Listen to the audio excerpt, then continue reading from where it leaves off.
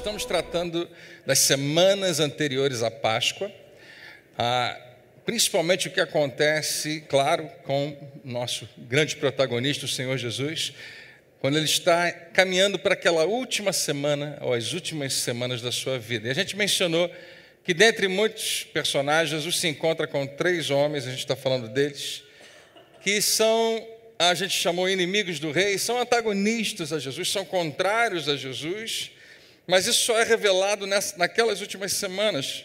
E a razão deles serem contrários a Jesus é porque eles têm outros planos para Jesus. Jesus tem o seu plano, Jesus tem o seu caminho bem estabelecido, e ele está cumprindo um propósito que Deus lhe deu, mas essas outras pessoas tinham outros planos para Jesus. E como Jesus não se dobra ao plano humano, os homens que precisam se submeter ao plano de Deus, essas pessoas se colocam contra Jesus. Semana passada a gente falou sobre Caifás, que era o sumo sacerdote no tempo de Jesus, e se você não estava aqui, vale a pena depois você dar uma olhada lá nessa mensagem, tem algo muito interessante, muito bom, porque esses 3 personagens, eles revelam um pedacinho do seu caráter que muitas vezes nós conseguimos identificar na nossa própria vida, mesmo que a gente não goste, né? Mesmo que a gente não quisesse, nós carregamos um pouquinho desses homens, dessas características na nossa vida. Nessa noite eu queria começar fazendo uma pergunta para você, que eu acho que eu já sei a resposta, ninguém precisa levantar a mão, mas quantos aqui já tentaram negociar com Deus? Tentaram barganhar com Deus? Você sabe o que significa isso? Quando você mais ou menos usa essa expressão aqui, Senhor, se você fizer isso por mim, eu prometo fazer aquela outra coisa. Toda religião tem um pouco disso e o cristianismo não escapa. A maioria dos cristãos um dia já fizeram isso. Eu tenho certeza que você já fez. Eu sei quantas vezes eu já fiz, principalmente na minha infância, na minha adolescência, na minha juventude. Quando meus pais falaram, André, 11 horas em casa, e eu me vejo no carro, ultrapassando o limite de velocidade, fazendo uma oração, Senhor, que eles estejam dormindo. E eu pedia de todo o meu coração, se eles, Senhor, eu entro para aquele ministério que estão me chamando, que eu não queria participar, eu faço o que o Senhor quiser. Talvez você já tenha feito uma oração parecida com essa em outros níveis. Se o Senhor fizer isso por mim, eu vou fazer aquilo. E a gente presume que o que nós temos para dar a Deus é algo que Ele queira, é algo que Ele não tenha, é algo que Ele precise, e que a gente não deu ainda, mas se Ele fizer isso por nós vamos fazer a nossa parte. E a verdade é que nem sempre a gente cumpre, ou quase nunca a gente cumpre a nossa parte, ainda que Ele cumpra a dele. E muitas vezes nós achamos que Ele não cumpre a dele, porque na verdade Ele nem aceitou o seu negócio. Mas é comum nós fazermos isso. Claro, como criança, como adolescente, como jovem, isso é uma coisa.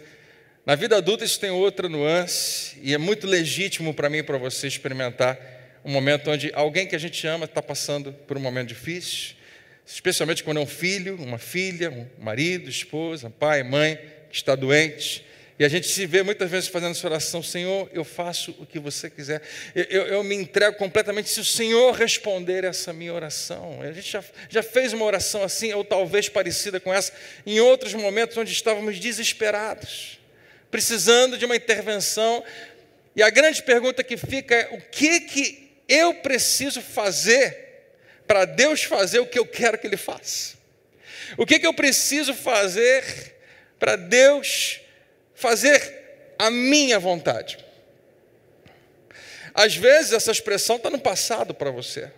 Talvez em algum momento lá atrás você queria que Deus fizesse algo, Ele não fez, e você se frustrou, e você deixou para lá, e você abandonou, talvez você tenha saído da igreja, fugido de Deus. Em algum momento você voltou, ou está pensando se volta ou não volta, mas talvez isso esteja no passado, porque Deus não fez o que eu esperava que Ele fizesse, então esquece.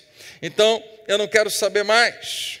E nós negociamos com Deus e dizemos para Ele coisas do tipo: Senhor, eu vou orar mais, eu vou ler mais a Bíblia, eu vou frequentar mais a igreja. Nós prometemos todo tipo de coisa a Deus.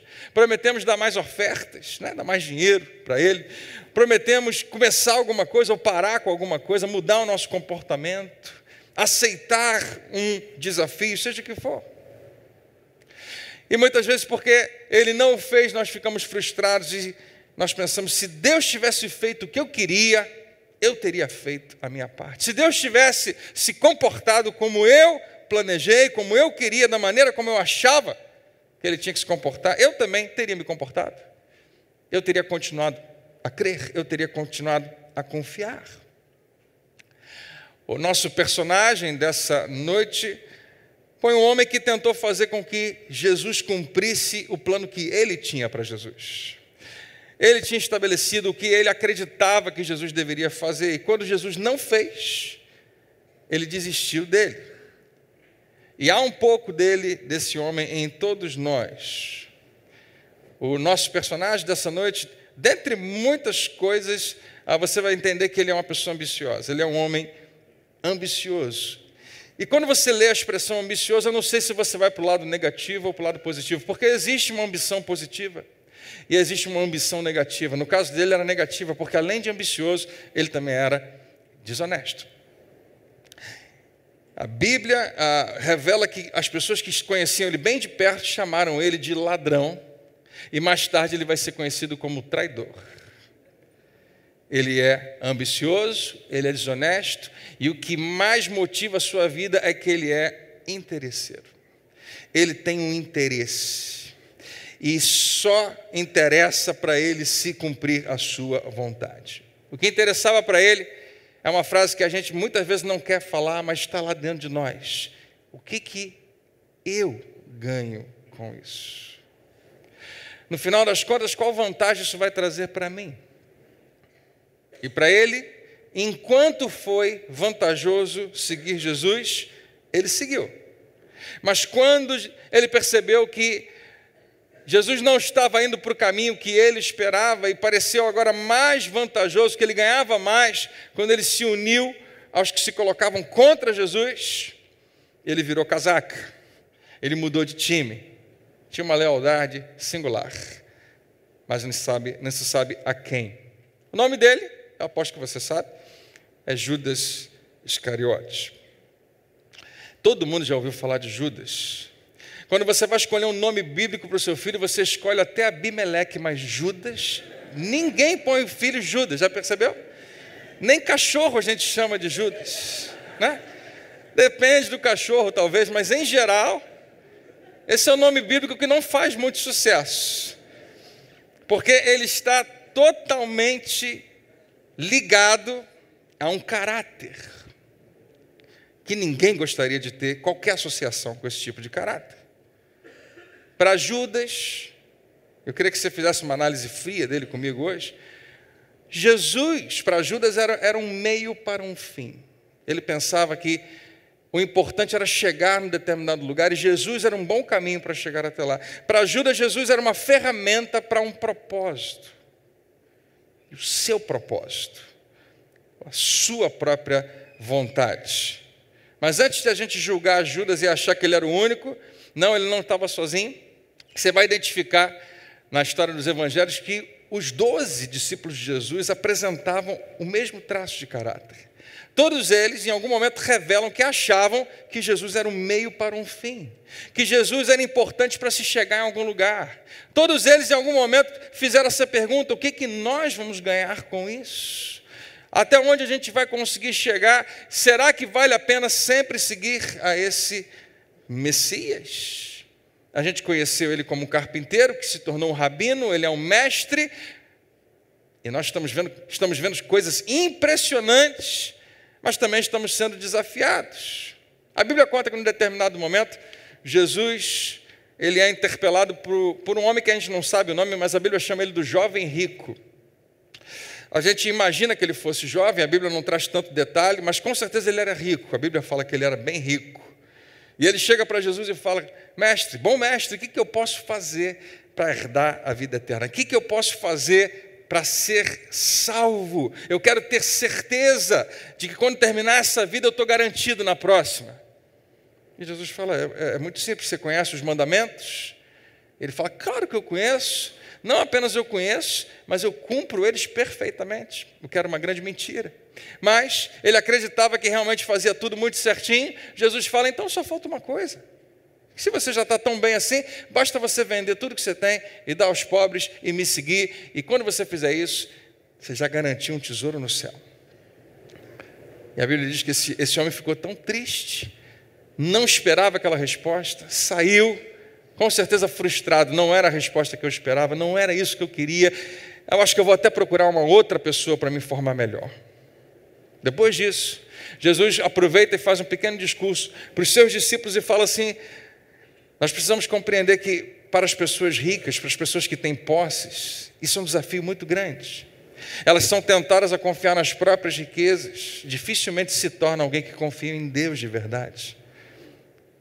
Por conseguinte, não vão se tornar minhas seguidoras. Jesus não diz que é impossível, mas diz que é muito difícil que alguém que confia nas riquezas comece a confiar nele. Até o dia que perde tudo.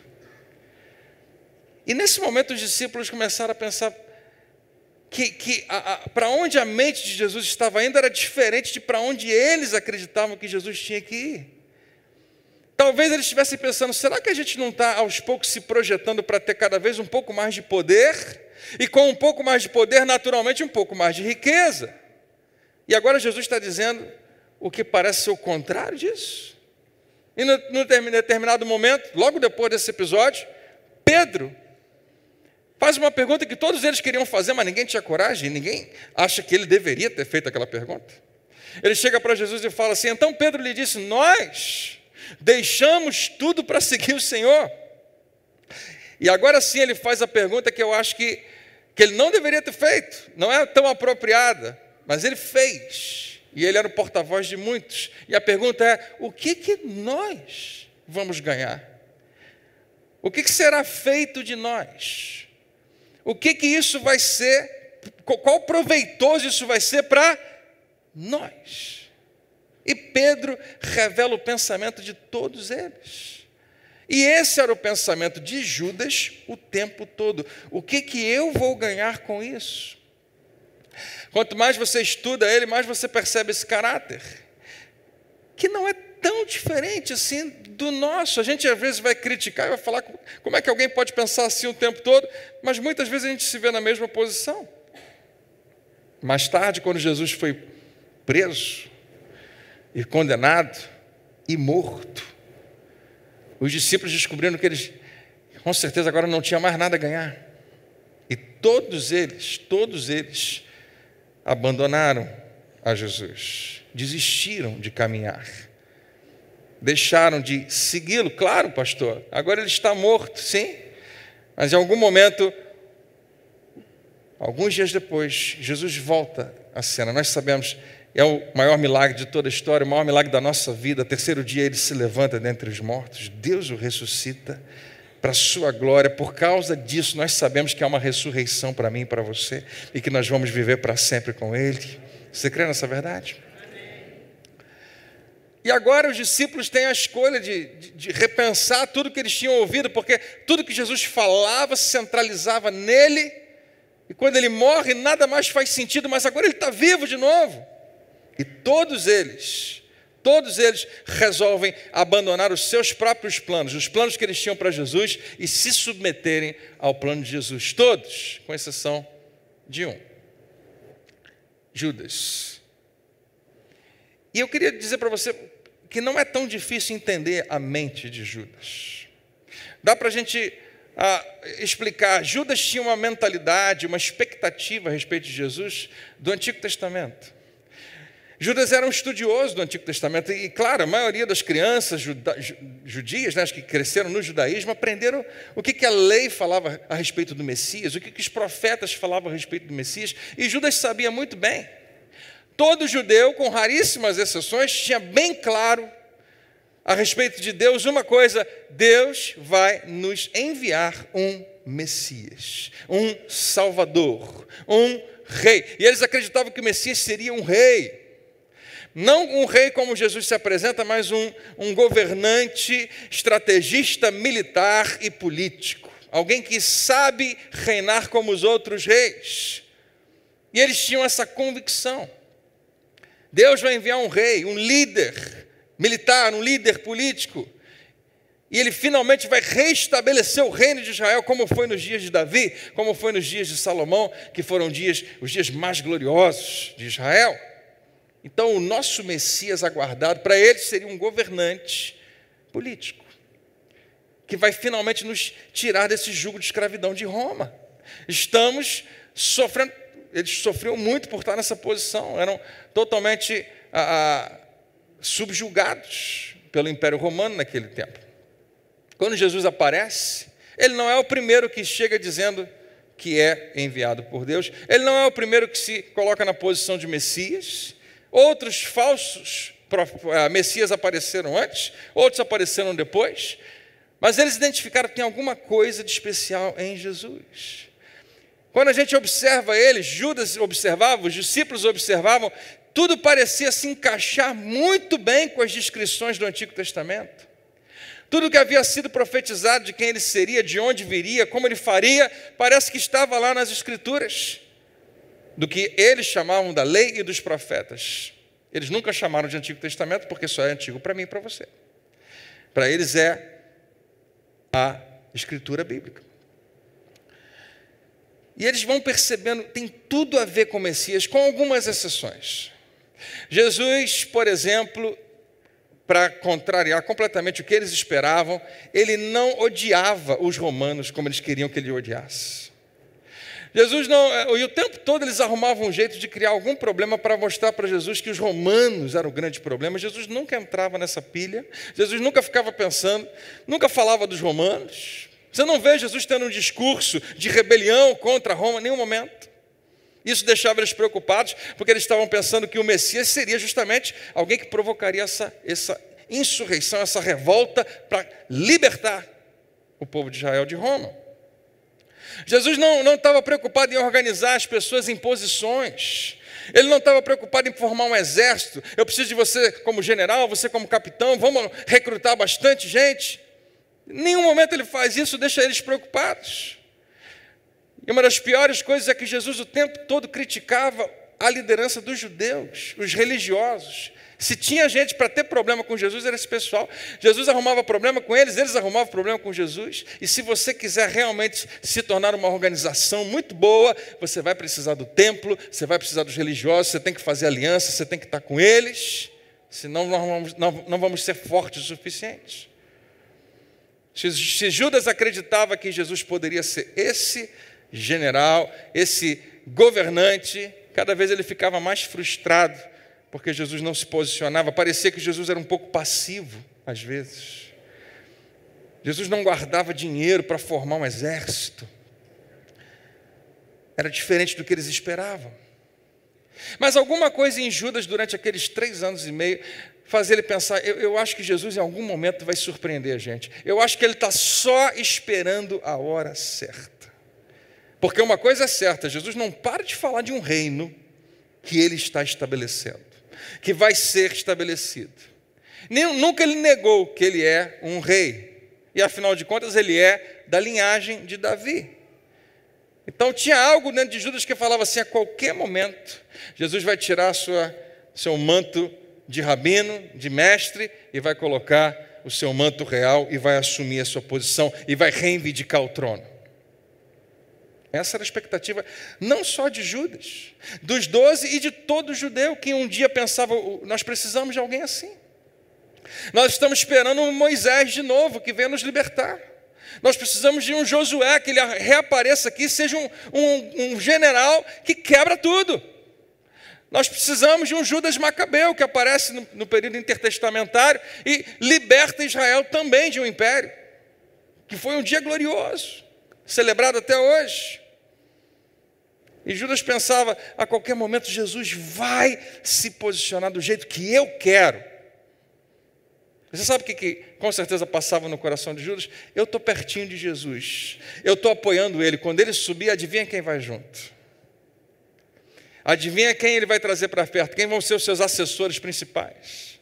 A gente tem um registro bíblico em Marcos 10, no verso 37, quando Tiago e João pedem para sentar à direita e à esquerda, para serem aqueles que vão ser os seus principais assessores. Mas nada acontece. E, na verdade, muita coisa acontece, mas nada do que Judas esperava. E, finalmente, Judas percebe que Jesus não vai cooperar comigo. Ele não vai fazer o que eu queria que ele fizesse.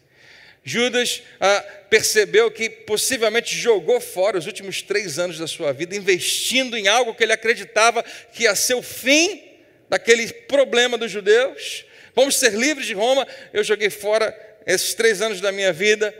Ele decide que ele vai sair do lado de Jesus e vai para o outro lado, o lado escuro da força. Tem pouca gente que assiste Guerra nas Estrelas aqui. E nessa disposição ele pensou, bom, eu investi muito em Jesus, eu não posso sair sem ganhar nada. Eu não posso sair e não ganhar alguma coisa com isso. E a gota d'água, o momento de ruptura entre Judas e Jesus, ele é um gesto, e é interessante isso, é um gesto de extrema generosidade. É algo que Jesus experimenta, não é o próprio Jesus, Jesus é o objeto dessa generosidade, mas que marca o momento onde Judas disse, chega, não quero mais. E acontece na cidade de Betânia, aproximadamente 2 quilômetros e meio de Jerusalém. É importante você saber que a distância não era longa. 2 quilômetros é daqui à Praça Saiqui, mais ou menos. Não sei se tem gente que vai andando, né, até lá numa boa. Por que eu estou dizendo isso para você? Porque em algum momento vai acontecer uma caminhada que não é tão longe, não é tão difícil, entre Betânia e Jerusalém. Era como se fosse uma vizinhança, um bairro de Jerusalém. E nós lemos isso em Mateus, no capítulo 26. Você pode acompanhar no telão, você pode acompanhar na sua Bíblia. Mateus 26, a partir do versículo 6, nós vemos esse momento de ruptura entre Judas e Jesus e os outros 11. Jesus seguia dali para Betânia, para a casa de Simão, o leproso. Ninguém sabe quem era Simão o leproso, mas possivelmente as pessoas que estavam lendo naquela época essa carta sabiam exatamente quem ele era. E continua, enquanto ele estava comendo, uma mulher entrou com um frasco de perfume muito caro, e esse frasco, em outras versões, vai dizer que é um vasinho de alabastro. Alabastro era como se fosse um mármore bem fininho, um vidro, como se fosse uma ampola, e ali dentro era guardado esse perfume, que era bem denso, era quase um creme, e ficava ali esse frasco desse perfume muito caro, e ela derrama sobre a cabeça de Jesus quando ele estava reclinado à mesa. Que para alguns pensa assim, eu não queria que isso acontecesse nunca comigo. Eu estou comendo, vem alguém e joga perfume na minha cabeça. Eu espero que Jesus não exija isso da gente. Não, ele pode ficar tranquilo, eu acho que ele não vai exigir. Mas existe um significado muito forte no que está acontecendo. Esses vasos de alabastro, esses frascos, eles eram selados, assim como uma ampola você precisa quebrar, não tem como você abrir, era selado para evitar evaporar, e você precisava quebrar, e quando fosse usar, tinha que usar todo de uma vez só. E o que tinha naquele frasco era de grande valor. E ela derrama tudo sobre a cabeça de Jesus, enquanto ele estava ali reclinado à mesa. Os discípulos, ao verem isso, ficaram revoltados. Por que jogar dinheiro fora? Disseram eles. Talvez na sua versão diz, que desperdício! Veja as expressões que nós temos para mostrar a revolta, a indignação deles. Eles acreditam que o que está acontecendo não devia acontecer, não pode acontecer. Você sabe por quê? Que a gente vai ver daqui a pouco que João vai mencionar, lá em João capítulo 12, que esse perfume que essa mulher está derramando, o valor dele, o valor comercial, era de aproximadamente o salário de 1 ano.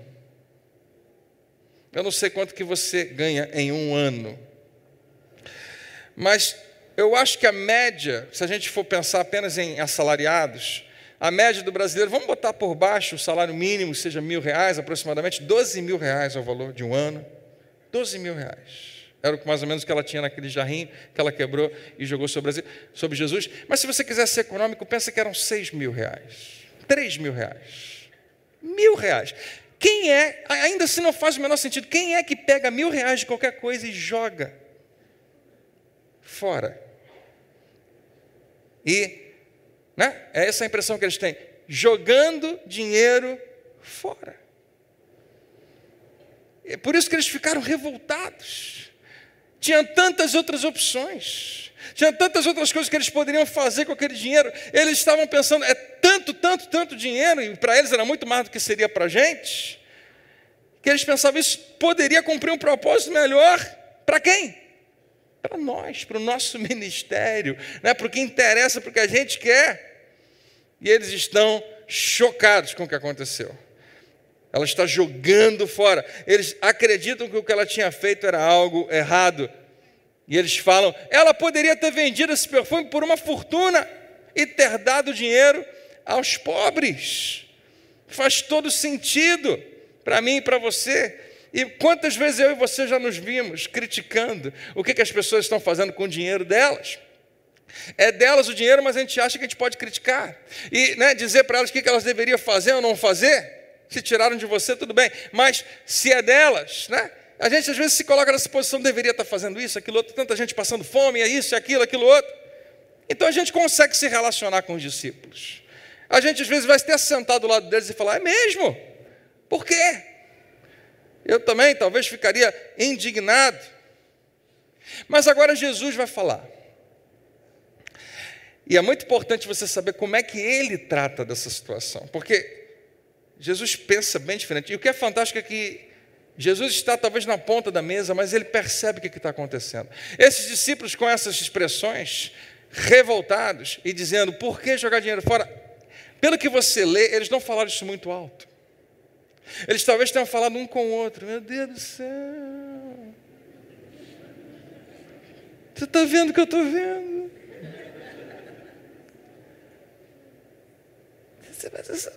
Sabe quanto custa? E Jesus está do outro lado da mesa. A Bíblia fala que Jesus conhecia os pensamentos das pessoas. Jesus respondia perguntas no nível do coração. Antes da pergunta ser feita, ele já sabia a melhor resposta a dar. Ele sabia qual era a pergunta que estava por trás da pergunta. Ele ia direto ao ponto. E quando Jesus entra em cena, ele fala assim, Jesus sabia o que eles estavam pensando e disse, por que vocês estão aborrecendo essa mulher? Para começo de conversa, o perfume é dela, ela faz o que ela quiser. Se ela quiser tirar, jogar tudo no chão, o problema é dela. Ninguém tem nada a ver com isso. Por que vocês estão aborrecendo essa mulher? E ele fala assim, pois ela realizou uma boa ação para mim. A gente faz os nossos cálculos e a gente esquece que Deus é dono de tudo. Ele é dono de todas as coisas. E ele fala, ela fez uma boa ação para mim.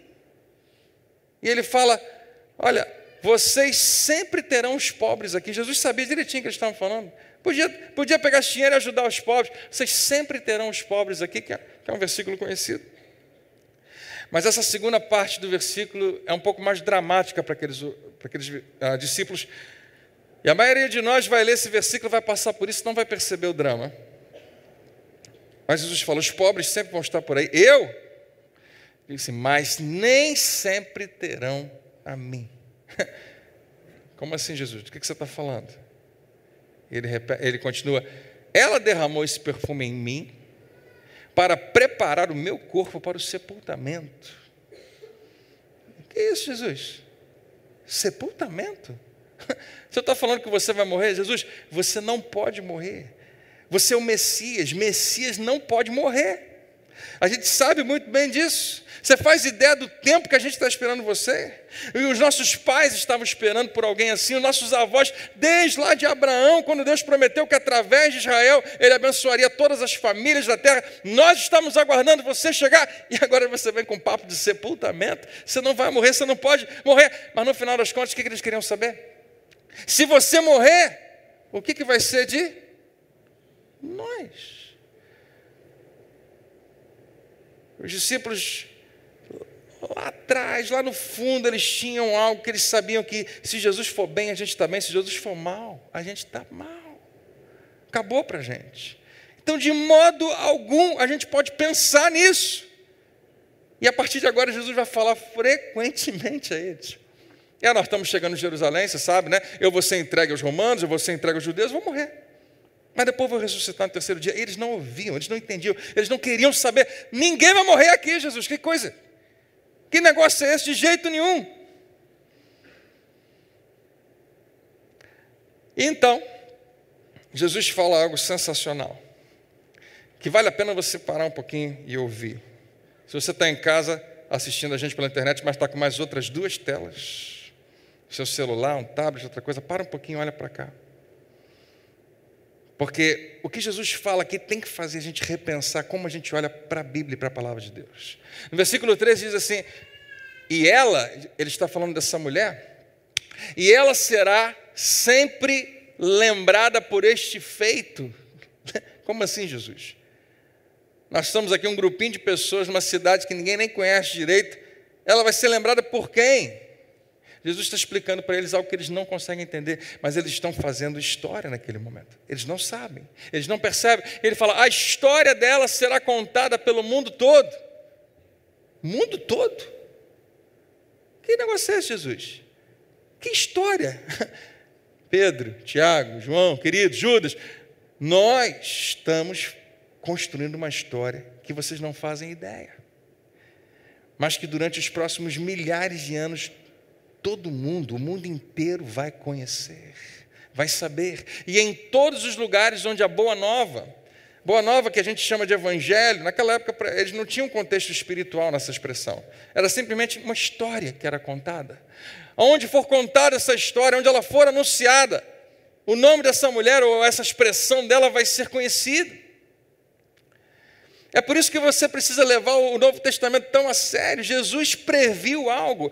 E eu pergunto aqui, quantos já tinham ouvido falar de uma mulher que quebrou um vaso de alabastro aos pés de Jesus? Já tinham ouvido antes de hoje? Levanta bem alta a sua mão, só para saber. Eu achava que era todo mundo. Mais uma vez, quem já tinha ouvido falar nessa história antes? Obrigado. E talvez você não tinha ouvido falar hoje, porque eu falei hoje, mas hoje eu só lembrei que você já ouviu antes. Talvez na sua infância você ouviu essa história. Claro, pastor André, é uma história famosa, exatamente. Mas se você estivesse lá naquele minuto que isso aconteceu, você não ia achar que nunca aquilo ia ser famoso. Mas Jesus diz, ela vai ser lembrada aonde esse evangelho for pregado. 2000 anos depois, onde quer que o evangelho seja pregado, nós estamos falando dessa mulher, em todo o mundo. Lá estão eles, os discípulos, Jesus, essa mulher na casa de Simão leproso. Tinha um outro cara lá, João, que também relata isso. E ele traz outros detalhes sobre essa mesma história. João, no capítulo 12, diz assim, e ele faz questão de dizer que quem foi que começou aquele negócio todo. Os discípulos falam, que desperdício, jogando dinheiro fora, mas João aponta direitinho para quem foi. Foi Judas. O João era meio dedo duro, não sei se você já percebeu. Né? Tem alguns momentos que fala lá, não, que alguém puxou da espada e decepou a orelha. João, quando vai falar, foi Pedro que fez isso. Fica bem claro para todo mundo, né? E aqui ele falou, mas Judas Iscariotes, um dos seus discípulos, aquele que haveria de trair Jesus, disse, esse perfume vale 300 denários. Um denário é o salário para um dia de trabalho, 300. Se você pensar de segunda a sábado de trabalho, né? De segunda ou de domingo a sexta, a gente tem mais ou menos isso, ou um pouco mais. 300 denários é um ano de salário. Deveria, olha, quem manda aqui? Quem é que sabe o que está falando aqui? Sou eu. Deveria ser vendido e o dinheiro dado aos pobres.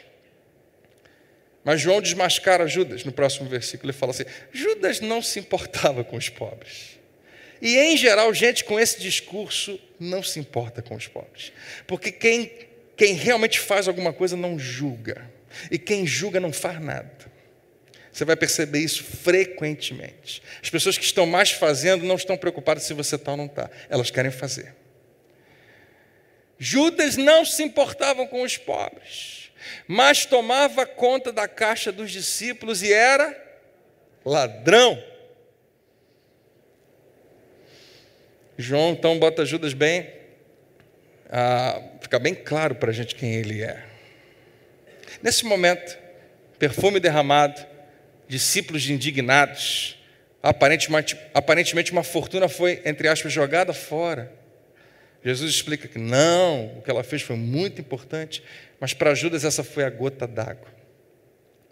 Se Jesus aceitava desperdiçar dinheiro desse jeito, Jesus, eu estava tentando andar contigo, mas não está dando mais.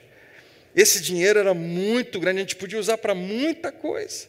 Mas você acha que tudo bem derramar em você? Jesus, eu estou achando que você está sendo muito, está centralizando muito em você as coisas. Você acha que você é muita coisa, então quer saber?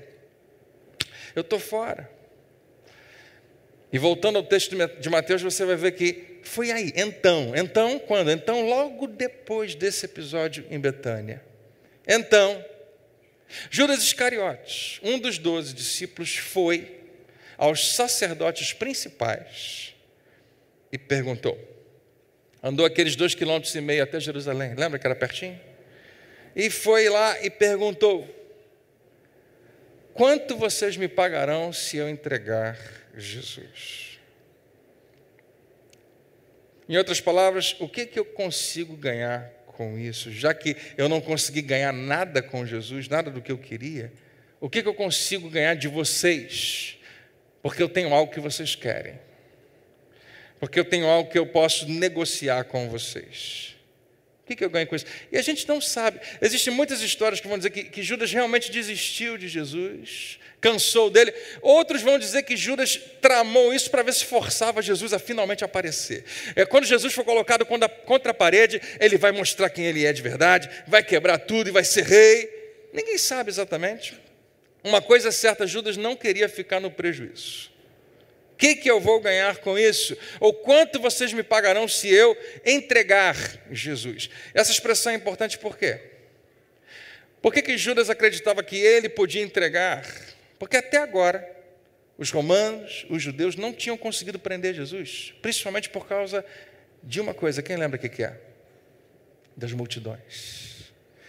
Jesus estava sempre envolvido com muita gente. E eles falam, nós não podemos fazer isso durante a Páscoa porque tem muita gente, vai ser uma revolta.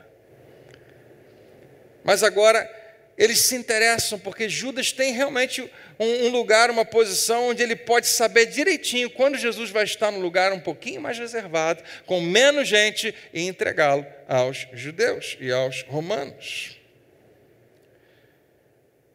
E eles contaram lá e deram a ele 30 moedas de prata. E eu confesso a você que eu passei essa semana inteira tentando entender o que eram 30 moedas de prata para eles. E não é tão simples de você achar, mesmo pesquisando. Mas alguns vão dizer que é um valor parecido com o valor de 300 denários daquele perfume, que cada uma moeda seria referente a quase que 10 denários. Não necessariamente, alguns vão dizer que é menos, alguns vão dizer que é bem menos. Se você tem alguma coleção de moedas, tem alguém aqui que tem coleção de moedas? Ninguém. Uma pessoa lá, olha. Talvez você tenha alguma moeda de prata mais pesada. Talvez seja uma boa maneira de você identificar aquele valor em prata. Para nós hoje é um valor menor, para eles era um valor muito maior. Mas quando você pensa em moedas de prata, nas moedas que na verdade traziam essa efígie de César, se você conseguisse pegar elas agora e botar na sua frente e empilhar 30 moedas de prata, não eram tão grossas como uma moeda de 50 centavos, eram um pouco mais finas, um pouquinho mais largas. Quase que uma moeda de R$1, só que de prata. Sempre feias, mal formadas, enferrujadas. Se você pudesse colocá-las na sua frente agora, identificasse o valor delas, identificasse que ali tinha R$12.000. Troca e bota agora um bolinho de dinheiro na sua frente. 12.000, 10.000, seja quanto for. Você precisa olhar para isso e perguntar para Judas.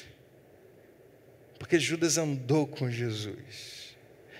Judas caminhou com Jesus em tudo quanto é lugar, experimentou milagres impressionantes. Jesus chamou Judas para participar de milagres, como por exemplo a multiplicação dos pães e peixes. Ele corta, quebra e dá para os discípulos. Judas participa de um milagre fantástico. Remou o mesmo barco que Jesus, dormiu no mesmo lugar que ele, foi alvo do seu carinho, do seu amor, foi alvo das suas palavras, experimentou o que todos nós queríamos tanto experimentar. E você olha para aquele bolinho de dinheiro ou para aquelas moedas empilhadas e pergunta: o meu Salvador, por isso? Por 30 moedas de prata? Quem faz um negócio desse? Mas Judas se cansou de tentar fazer Jesus fazer o que ele queria. Judas ficou exausto de esperar que Jesus fizesse a sua própria vontade. E ele fez o que muita gente já fez. Ele trocou o seu relacionamento com Jesus por alguma coisa que para ele tinha mais valor naquele momento. No caso de Judas, 30 moedas ou 30 ciclos de prata. Hoje eu queria te perguntar se em algum nível você consegue se relacionar e encaixar. Pelo que nós somos tentados a trocar o nosso relacionamento com Jesus? E eu tenho certeza que todos nós somos, ou já fomos, ou estamos sendo agora, tentados. Eu quero tanto algo, eu gosto tanto de algo, eu preciso tanto de algo, que eu estou disposto a trocar o meu relacionamento com Ele. E seja o que for, quando eu olho, é muito parecido com isso, com 30 moedas de prata enferrujadas, feias, sem forma. Não valem nada. E ainda que você aumentasse o valor, ainda que você dissesse que é 1 milhão, que é 5 milhões, que é 1 bilhão. E a gente pensa: não, pastor, claro que não, nada seria suficiente para eu negociar o meu relacionamento com Jesus. Nós precisamos olhar outra vez para a nossa vida e perguntar: será? Porque naquele momento, para Judas, isso parecia ser a coisa certa a fazer. Porque o meu relacionamento com Jesus não está trazendo nenhuma vantagem para mim. O meu relacionamento com Jesus não está me levando onde eu achava que Ele ia levar. Os meus planos para Jesus não estão funcionando. O que eu queria que Ele fizesse, Ele não está fazendo. E depois que ele recebe aquelas 30 moedas, a Bíblia fala: então, daquela hora em diante, Judas procurava uma oportunidade para entregar Jesus a eles. Jesus agora está com 30 moedas de prata. Ele está pensando, talvez tenha um drama acontecendo dentro dele, talvez um dilema muito grande, mas ao mesmo tempo ele está pensando: bom, eu não estava ganhando lá, ganhei alguma coisa aqui, vamos embora. E ele procura uma oportunidade. E agora que a música muda de tom, e agora que fica um pouco mais dramático, porque nas próximas semanas está chegando a Páscoa. Imagine o que acontece naquela noite de quinta-feira. Jesus pede que alguém vá na frente e prepare um lugar. Eles encontram um lugar chamado cenáculo, que a gente chama de cenáculo, é o quarto superior, onde eles vão preparar a Páscoa.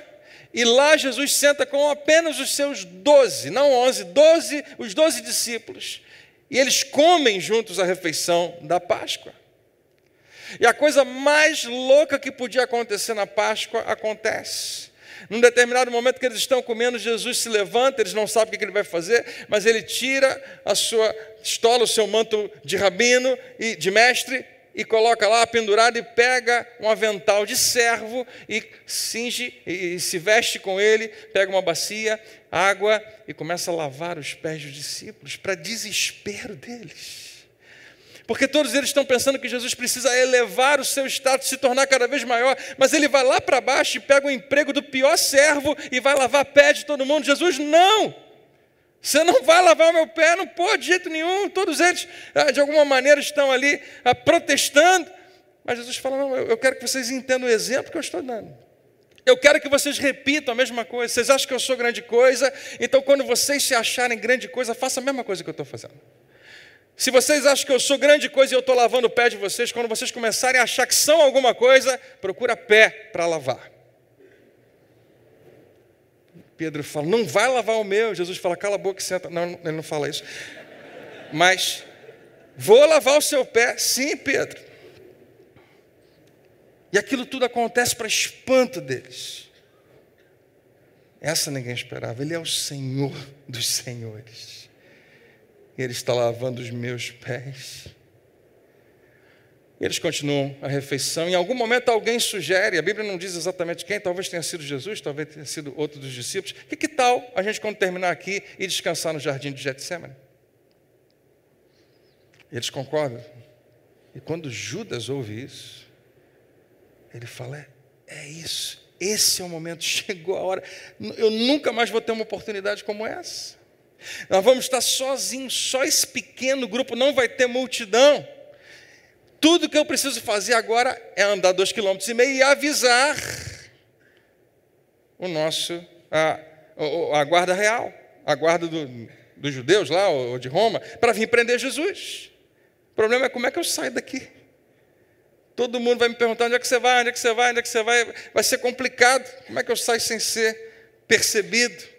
E enquanto Judas está tentando imaginar uma maneira de sair dali para avisar, Jesus fala algo que deve ter gelado a espinha de Judas. Eu espero que sim. Jesus fala assim, aliás, eu coloquei aqui para você. Digo-lhes a verdade, um de vocês me trairá. Eu fico tentando imaginar a cara de Judas nessa hora. Ai, meu Deus. No flagra. Imagina a cara dele. Imagina os olhos arregalados, o rosto esquentando, o suor descendo. E ao mesmo tempo ele não quer que ninguém perceba que ele ficou muito nervoso com o que Jesus falou. Eu não acredito. Como é que eu achei que eu poderia enganar esse cara? Ele sabe de tudo. Ele responde pergunta que ninguém nem fez ainda. Meu Deus do céu, ele ressuscitou Lázaro semana passada. Como é que eu achei que eu ia enganar ele? Eu não vou sair vivo daqui de jeito nenhum, porque Pedro agora está andando com uma espada miserável para um lado e para o outro. Ele fica pensando onde que vai usar, já sei onde ele vai usar. Estou lascado. E ele está esperando a qualquer momento Jesus chegar para ele e falar, Judas, a casa caiu. Ficou ruim para você. Fala, gente, lembra que eu falei que alguém vai me trair? Está aqui. Ele está esperando em algum momento Jesus dizer, é ele. E ele está se preparando para em algum momento ou fugir, ou encarar o que tem que encarar. E aceitar, não tem jeito, eu fui pego. E enquanto está todo mundo tentando descobrir o que está acontecendo, Jesus chega bem perto de Judas e sussurra para ele. O que você vai fazer, eu botei aqui também, faça depressa. É isso mesmo, Judas, eu sei. Então eu não vou impedir você. Eu sei, mas não vou impedir. Quer saber, Judas? Eu vou até garantir que ninguém faz nada com você. Eu vou até te cobrir. Pode ir. E ele sai. E a Bíblia fala que nenhum dos outros à mesa soube o que Jesus queria dizer. E Jesus não contou a nenhum deles. Eles acharam a coisa mais estranha, a narrativa bíblica fala que eles acharam que Judas foi resolver algum problema que Jesus pediu para ele resolver. Está tudo bem, está tudo tranquilo. E lá está indo o traidor para acabar com tudo. E é muito interessante quando a Bíblia chega no versículo 31, agora diz para mim e para você, logo que ele saiu. Agora está Jesus e os 11, logo que Judas saiu, Jesus sabe o que está prestes a acontecer. As próximas horas vão marcar para sempre. E vão ser as piores horas da sua história. Ele fala, a Bíblia fala, logo que ele saiu, Jesus diz, chegou a hora agora de o Filho do Homem ser glorificado. E Deus será glorificado nele. Interessante. Você quer que eu tente traduzir para você? Eu acho que Jesus está dizendo assim, ninguém consegue impedir o que Deus quer fazer. Judas não consegue torcer o braço de Deus para fazer o que ele quer. Tudo está acontecendo exatamente como foi planejado. Tudo está correndo exatamente como Deus queria. A mão de Deus não pode ser forçada, a sua vontade não pode ser frustrada. Quem pode dar um glória a Deus? E ali vai. E Judas vai até onde estão os guardas, falam, é esse, e vocês vão saber quem é direitinho, porque está escuro lá, vai ter muita gente parecida uma com a outra, mas fica sabendo de uma coisa, eu vou dar um beijo no rosto, para você saber que é essa pessoa. Para você não ter a menor dúvida, eu vou chegar bem perto. E quando eu chego perto de Jesus, a gente costuma ter um abraço, e ele chega até onde Jesus está, e Jesus faz o que eu e você nunca faríamos. Amigo, aqui vens. E Judas dá um beijo e sai de cena. Jesus é preso, torturado, condenado, sentenciado. E a gente não sabe o que estava passando pela cabeça de Judas, mas eu duvido que Judas acreditasse que a coisa ia sair tanto do controle assim. Talvez Judas pensasse assim, vão pegar Jesus, vão prendê-lo, vão interrogá-lo. Mas Jesus é muito inteligente. E Jesus, até hoje, ninguém conseguiu forçar ele a fazer nada. Já tentaram matar ele outras vezes, ninguém conseguiu. Eu acho que Judas pensava assim, isso vai terminar a qualquer momento, eu não vou ficar mais legal com Jesus, mas está aqui as minhas 30 moedas de prata, está tudo bem. E vamos seguir com a vida. Até o momento em que Judas ficou sabendo que Caifás e os seus convidaram Pilatos para entrar em cena. Levaram o caso até Roma. Eles sabiam muito bem, Judas, que os judeus podiam fazer um monte de coisa, mas tinha uma coisa que eles não podiam fazer, era executar um homem. Era uma sentença de morte. Para convidar Roma para entrar, para pedir algo a Roma, é porque eles já sabiam. Eles precisam de uma sentença de morte. Era o único motivo para levar essa questão até Roma. E quando ele finalmente identificou isso, a Bíblia diz que ele finalmente entendeu o que estava acontecendo. Ele não soube exatamente como lidar com isso. Quando Judas, o traidor, viu que Jesus tinha sido condenado à morte, ficou com muito remorso pelo que tinha feito. E trouxe de volta o dinheiro aos sacerdotes principais e aos outros líderes religiosos, que era muito dinheiro.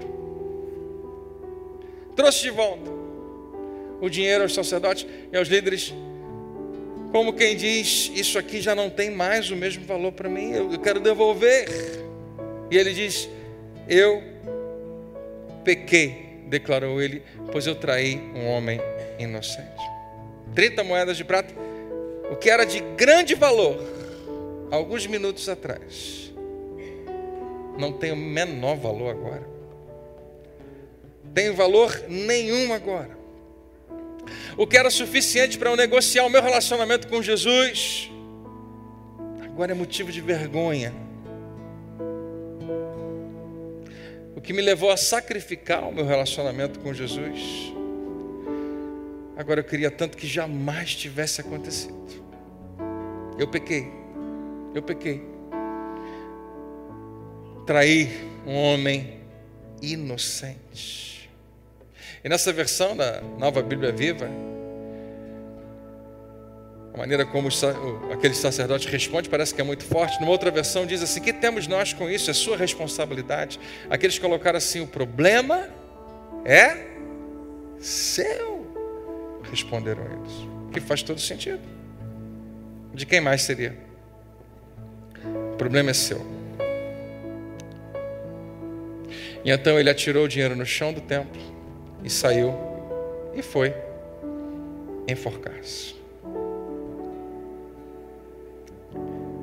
Judas é pendurado, ele mesmo se pendura no madeiro. Ele mesmo não suporta a dor do remorso, tira a sua própria vida. Ele nem fazia ideia de que mais algumas horas o seu Salvador estaria pendurado no madeiro por ele também. Judas é exemplo para mim e para você hoje, de de alguém que negocia relacionamento. Usando as próprias palavras de Jesus, qual é o proveito que um homem tira se ele ganhar o mundo inteiro e perder a sua vida? E Judas ganhou um mundo inteiro de 30 moedas. 30 moedas de prata, de imenso valor, mas perdeu a sua própria alma. O que isso tem a ver com você hoje? Quando tentamos negociar o nosso jeito, as coisas têm que acontecer como eu quero. Eu espero que Deus faça o que eu quero que Ele faça. Em vez de nos rendermos, nós somos os responsáveis pelo resultado dessa decisão. Se você quer do seu jeito, ok, assuma a responsabilidade pelas consequências. Pastor, eu queria me render a Deus, mas é tão difícil. Eu concordo, fácil não é. Mas talvez as consequências das suas decisões sejam um preço muito mais alto. Quando tentamos negociar o nosso jeito, em vez de nos rendermos, nós somos responsáveis pelo resultado dessa decisão. Em outras palavras, o problema é seu. Deus provavelmente, isso que me deixa um pouco assustado, provavelmente Deus não vai impedir você de fazer o que você quer fazer. Quantos sabem disso aqui? Digam amém. Deus não vai impedir você de fazer o que você quer. Ele não vai te roubar da responsabilidade pela sua decisão. Isso deve nos preocupar, porque Ele respeita demais você, respeita demais a sua vontade. E Ele não quer que você seja forçado a amá-lo. Ele não quer que você seja forçado a servir. Ele sabe que não funciona. Rendição, submissão não é algo que é colocado em mim, imputado em mim. É eu que me rendo, é eu que me submeto. Quando a Bíblia fala sobre humilhação, nunca é de alguém humilhando o outro, mas é você se humilhando. Você escolhe. Eu me submeto. Esse é o nível de humildade que Jesus apresenta. Quando Judas não conseguiu que Jesus cumprisse a sua vontade, ele troca o seu relacionamento por 30 moedas de prata. Ouça, querido, querida, quando você opta pelo seu caminho, você faz a mesma coisa. E assim como Judas, aquelas moedas de prata imediatamente começam a perder o seu valor.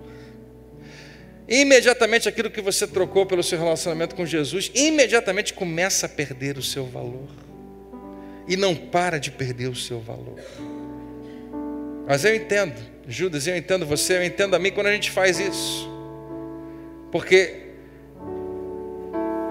para mim e para você é mais fácil a gente negociar com Deus do que propriamente se render.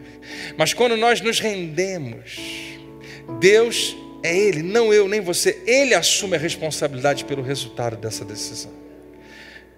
Quando você faz a sua própria vontade, assuma, é sua responsabilidade. Mas quando você se rende, Deus assume essa responsabilidade.